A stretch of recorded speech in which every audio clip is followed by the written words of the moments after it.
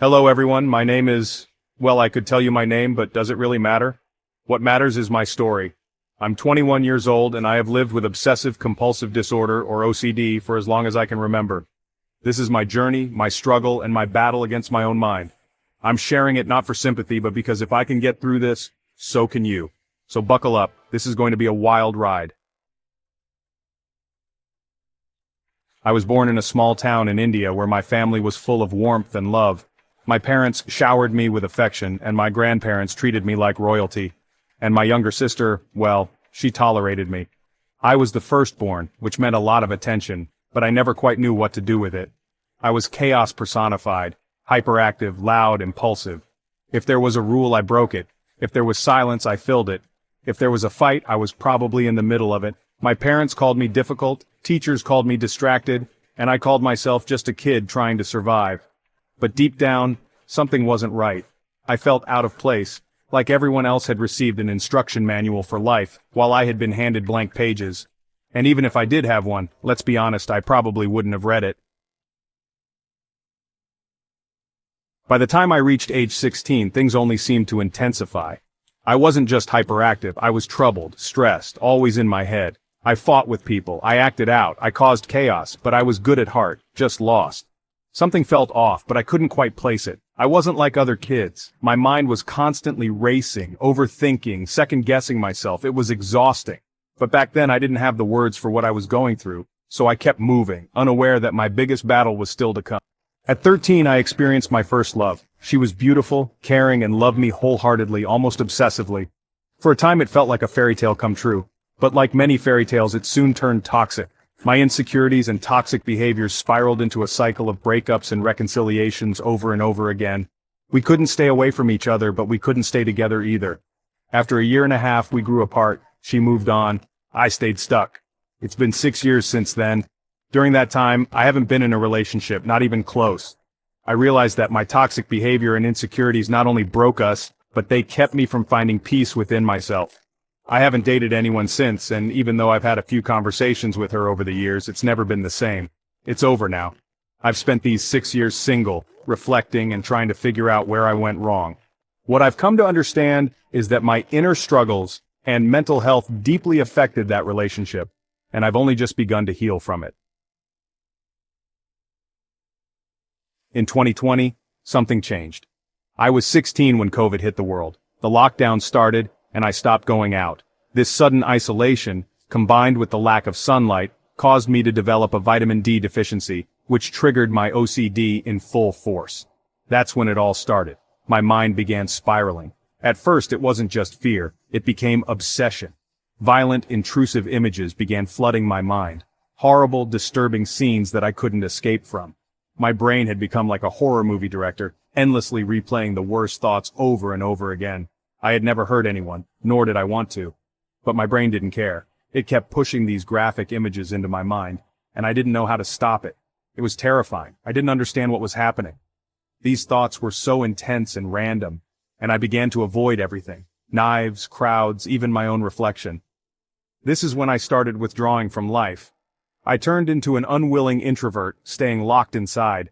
I tried to put on a mask when I was around others, laughing when I had to, talking when I had to, but deep down I was drowning. My brain was tormenting me and no one knew. I felt trapped inside my own mind. By the time I turned 17, everything seemed to change again. The violent, intrusive images that once haunted my mind started to fade. But instead of disappearing, my OCD simply shifted. It didn't leave me. It just found a new, terrifying form to latch onto. Now, instead of being scared of my own thoughts, I was terrified of everything around me. The world outside felt dirty, unsafe, a breeding ground for germs and illness. Every surface became a potential threat. Every object a source of contamination. My mind started obsessing over germs, those invisible, microscopic things that I couldn't see but believed were everywhere. I became hyper-aware of everything I touched. Doorknobs, railings, buttons on elevators, public transportation poles, anything that others might have touched.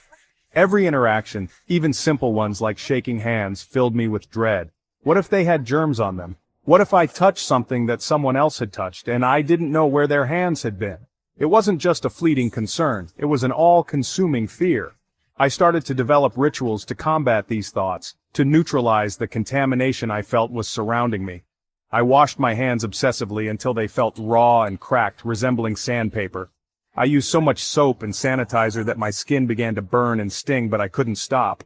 If I didn't wash long enough or if I missed a spot, I felt like I hadn't done it right.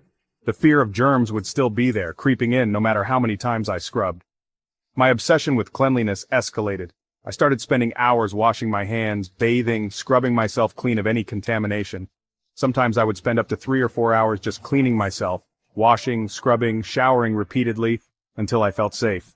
The process became a ritual, a cycle I couldn't break, even though I knew it was hurting me physically and mentally. I wore gloves and masks everywhere I went, indoors, outdoors, at home, out in public. I became that person, the one who looked like an alien because I took extreme measures to protect myself from germs. I would wear gloves to open doors, push buttons, or pick up anything that didn't belong to me. I'd put on a mask even if I was the only one in the room. The gloves and masks were my armor, my way of controlling the fear that threatened to overwhelm me. But deep down I knew it wasn't enough. The anxiety never went away. Even in my own home I couldn't escape. I took extreme measures to clean everything, to sanitize my environment. My home became a fortress. Everything had to be wiped down, sterilized, and disinfected multiple times a day. It wasn't just about cleanliness anymore, it was about survival. My mind would never let me rest until everything was perfect, until every surface, every object, every inch of my body felt free from contamination. I started avoiding public places altogether.